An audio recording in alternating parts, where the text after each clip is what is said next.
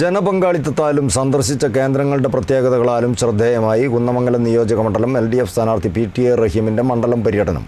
വിദ്യാലയങ്ങൾ, ഓഫീസുകൾ, തൊഴിൽ കേന്ദ്രങ്ങൾ, മതസ്ഥാപനങ്ങൾ തുടങ്ങിയ സ്ഥലങ്ങളിൽ വിവിധ തുറകളിലുള്ളവരെ നേരിൽ കണ്ടാണ് സ്ഥാനാർത്ഥി വോട്ടഭ്യർത്ഥിച്ചത്. കുന്നമംഗലം നിയോജകമണ്ഡലം LDF സ്ഥാനാർത്ഥി PTA റഹീമിൻ്റെ മണ്ഡലം പര്യടനമാണ് ജനപങ്കാളിത്തത്താലും സന്ദർശിച്ച കേന്ദ്രങ്ങളുടെ പ്രത്യേകതകളാലും ശ്രദ്ധേയമായത്. വിദ്യാലയങ്ങൾ, ഓഫീസുകൾ, തൊഴിൽ കേന്ദ്രങ്ങൾ, മതസ്ഥാപനങ്ങൾ തുടങ്ങിയ സ്ഥലങ്ങളിൽ വിവിധ തുറകളിലുള്ളവരെ നേരിൽ കാണുകയും വോട്ടഭ്യർത്ഥിക്കുകയും ചെയ്ത സ്ഥാനാർത്ഥിയെ എല്ലായിടങ്ങളിലും ഏറെ താൽപ്പര്യത്തോടെയാണ് ഏവരും സ്വീകരിച്ചത്.